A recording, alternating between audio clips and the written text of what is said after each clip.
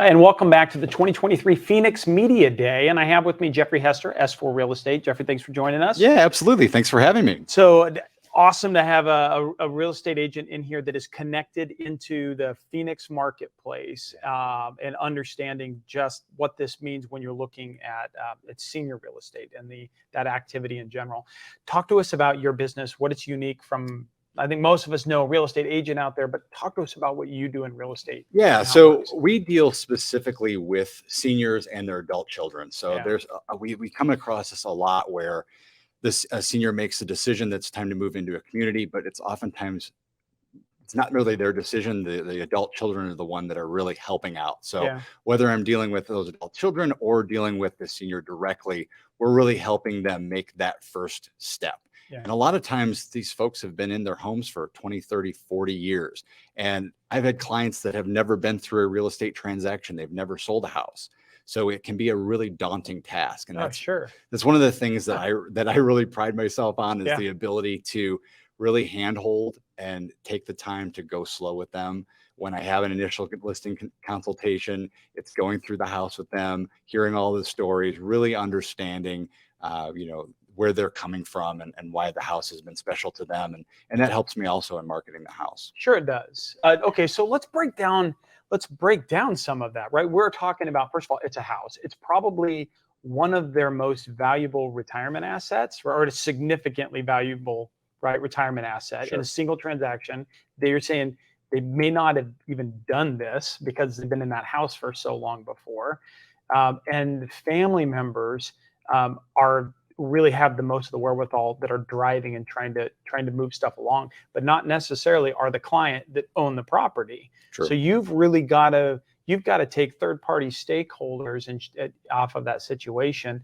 And you have that sounds like a lot of emotional hand-holding that happens inside your real estate work. Yeah, absolutely. And even if it's not their first time doing a transaction, it's probably been a long time since their last one. And everything's changed since then. Right, because we all buy Alamos in our forever homes, right? Yeah, exactly. But yeah, it is. It's dealing with a lot of different parties and making sure that the person that you're dealing with is the person that you should be actually talking to and the person that should be making those decisions. So it's really understanding, are there powers of attorney involved? Is there a fiduciary? Like what are those other elements that we have to make sure that I'm cognizant of before we kind of move forward at all? Okay, great starting point off of that agency or who has the right to be making these legal decisions. What are some things that family members can be doing ahead of time, or what should they have prepared? What are some of those easy ducks to have in a row when they do make that, want to maybe that first call to a real estate agent?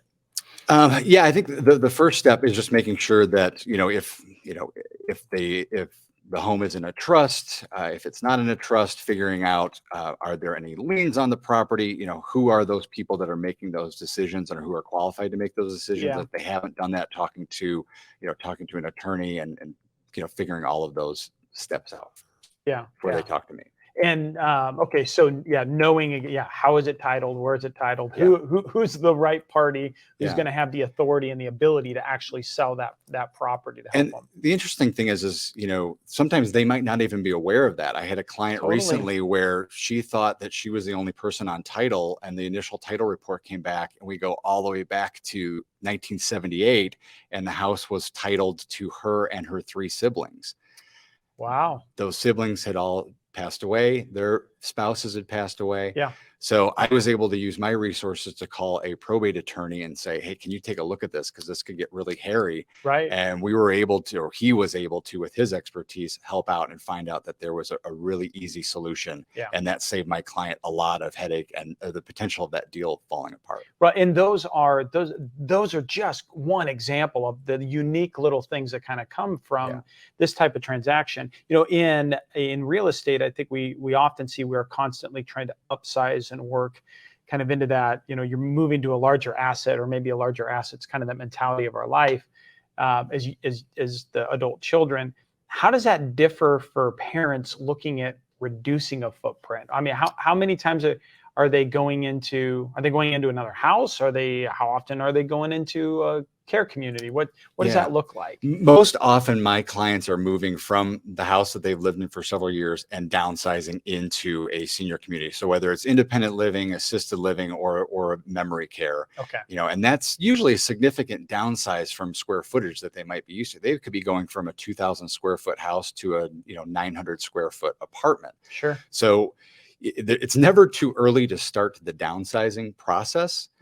And that also requires a lot of patience and handholding. And I have resources for people that I work with that can help in that as well, and just really get that process started. But it's really never too early to start that, because you don't want to say, okay, I've signed my paperwork to move into the, to the community I'm moving into, and now we have 90 days to move in, and our house is nowhere near ready for sale. So I think starting that process sooner rather than later is always a good thing. So in that process, again, because this is a large retirement asset, there's probably some level of advice to get as to what the market conditions currently are for what should be updated, what shouldn't be updated, the types of things like that are worth the time, worth the money, what that is, right? And that's changing in every market too, because we go back a year ago and the market was, you could put your house up for sale in any condition and it was going to sell for $20,000 over asking price with cash, 2 days on the market, whatever.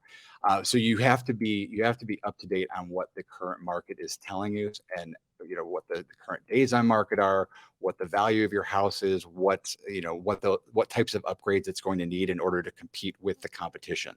So you really want to make sure you're consulting with your real estate professional when it comes to making any of those decisions. And I always tell people, stay away from national media when it comes to what the market is doing. Talk to a local expert. You want to understand really sometimes you can look at Arizona as a whole, and if you look at a very specific area or neighborhood, it's going to vary greatly, based on where you're looking. So make sure you really understand the dynamics of that neighborhood and that moment in time, what the market's telling us, because we also go through some seasonality here in Arizona, where we reach the latter half of the year, closer to the holidays, things tend to slow down. And then right as the calendar flips to January, everybody puts their home on the market, so it's really just understanding where we're at in that moment in time, because what I told clients a year ago is very different than probably what I would advise them to do today as far as getting their home ready. So sellers today really do have to take a little bit more, do a little bit more to put into their due home diligence up front. Getting their home ready. And it might just mean a little bit of staging. Maybe it needs a fresh coat of paint. It does usually not any major overhauls, but a replacement carpet if it's got if it's showing or wheelchair marks or things like that. Those types of things. And apparently, I don't know. I hear that green shag is coming back in. It's funny you say green shag, because I sold a green shag townhouse earlier this year. Did you? It was great. And actually, what's really funny about that too is there's a home for everyone. And when I would show that house, some people were like, oh, the first thing to go is going to be that green carpet. And then I would show it to somebody else, like, I kind of like dig this green carpet. This is pretty cool. So it's to each his own. That's awesome. So there's a good understanding of that too. And knowing, I think you made a great point. You guys in S4 Real Estate, making sure that you understand those individual markets, what that looks like, so that you can help them. Really, a family needs to maximize. It is maybe never been as important to maximize how well you do in that real estate transaction than this one. Likely it's going to be their last transaction. Yeah. And probably not a time just to use your brother or to use somebody off the side or a friend off of that, but somebody who knows that particular market and where that's at for that. It's interesting you say that, because obviously that comes up a lot. I think they say that everyone knows at least 12 realtors. I think the statistic is that. So we understand that's a lot. You want to make sure that you are dealing with someone that is skilled in, obviously, with dealing with seniors, but also as somebody that you're able to have tough conversations with. If you hire your cousin, sister, brother, neighbor, are you able to have a tough conversation if things aren't going well? Are you able to fire that person?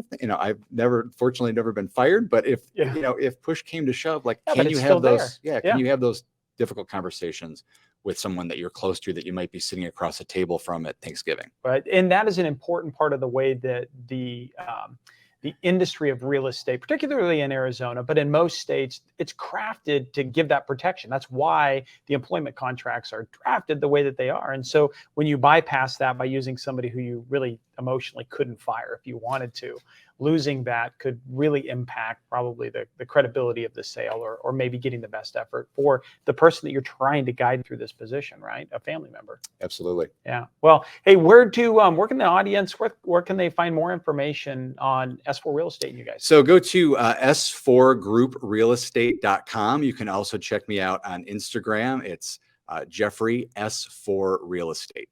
Loving it. Well, Jeffrey, I really appreciate you coming by and sharing your time, talents, and treasures with us and our group. Appreciate it. Thanks so much. Have a great day. You too.